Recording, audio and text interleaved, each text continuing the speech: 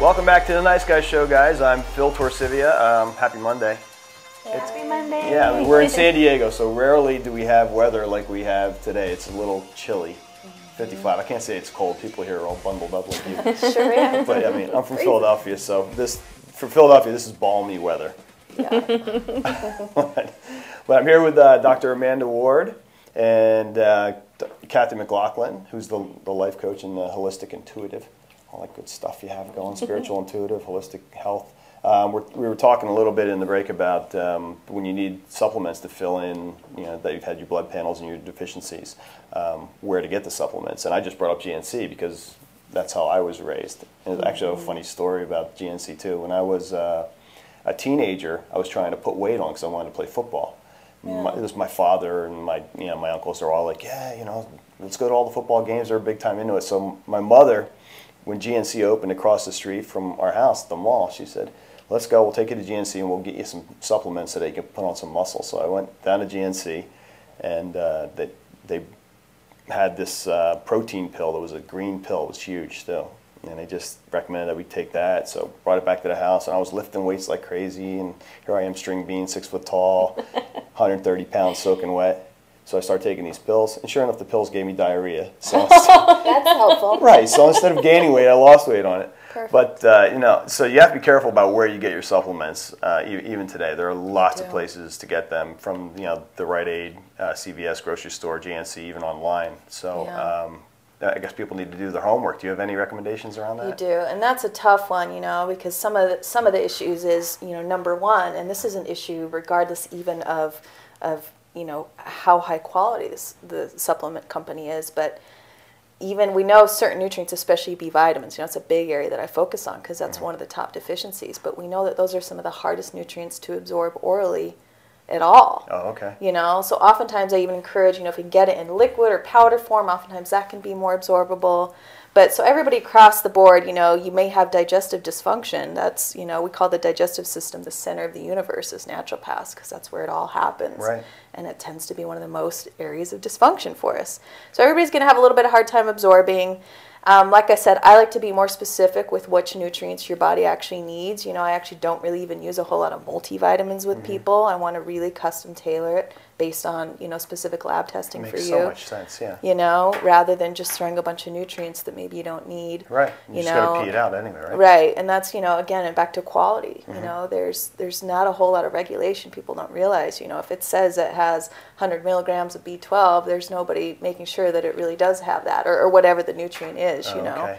So, and then there's a lot of additives, I always, at the basics I say is just look and make sure there's not soy or dairy, or things like that in your supplements. Those are common allergens. And then they just put a lot of synthetic things in there, and binders and fillers, and we know that some of these things can have, negative effects on the whole body. Right, you're taking it to help you, and the fillers are hurting you. Exactly. Along with what you're supposed to be taking to help. Huh. How do you choose the companies that you use, that you carry at Bloom? How do you choose those companies for that kind of control? Right. Well, it's a little complex with Bloom. We tend to only use, we call them physician-only formulas. These are products that literally can only be sold through healthcare providers. They're not things you can go get at Whole Foods or GNC. And they tend to have a higher, higher qualifications. They have to really prove and show proof that what they say they have in there, they actually have in there. So these just tend to be higher quality lines. A lot of them tend to be kind of food grade, so they extract a lot of the nutrients from actual foods rather than just putting synthetic nutrients in there. And that's a big one, and that's something you can at least look for sometimes if you're in a health food store. Is this food quality? Did this actually come? They call it whole food extraction. Was it extracted from actual foods? So those tend to be some of the things, and then I really spend a lot of time researching the right companies, and what are their values, and what are their standards, and things like that. So when you're taking the actual supplements, and you just alluded to that a little bit, you're better off taking a liquid version or a chewable version? Oftentimes, or even like with B vitamins again, which I go back to because it's such a common one, but I tell people you're probably not going to absorb much from a pill, so we put that, you can get that in a sublingual drop.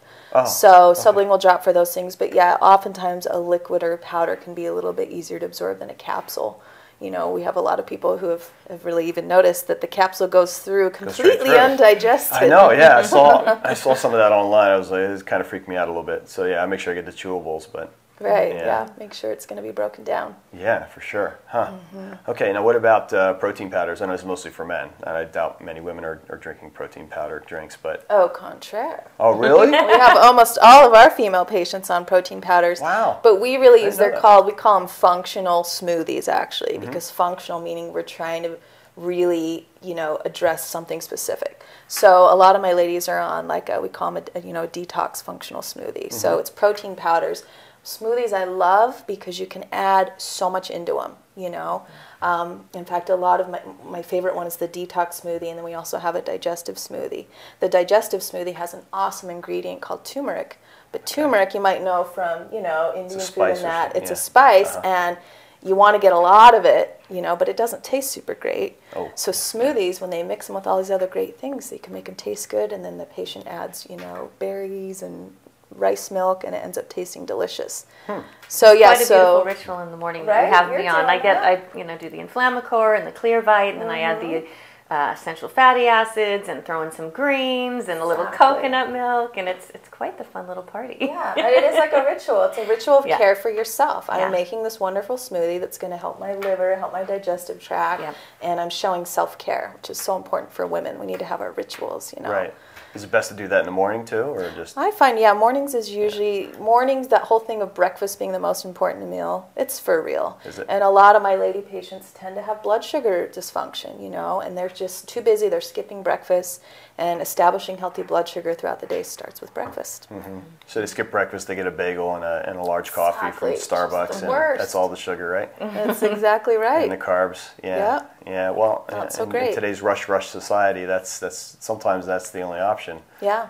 But yeah, the smoothie sounds really good. Yeah, and they're fast. You know, they're doable. You take them with you and go. But again, you can get in trouble there if you put too much juice in. You're adding too much sugar. Well, yeah, juice is a no-go. Just enough frozen berries to make it tastable. You know, tasty, unsweetened rice or almond milk. You know. I do unsweetened coconut milk. Is that okay? Yeah, absolutely.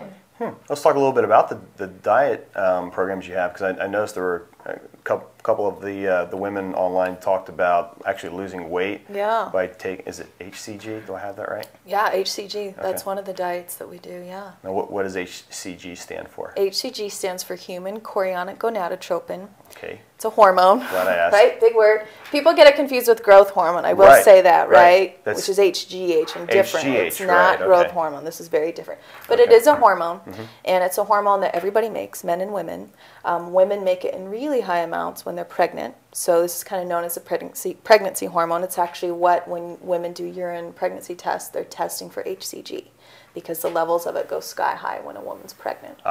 So it's kind of a newer thing that's out. More and more people are hearing about it, but it's actually been around for a really long time. You know, I have some patients who come in and they say, oh, HCG, and they're, 70 years old. They'll say, I did that diet 40 years ago. Really? You know, so we don't realize it's actually been around for a long time.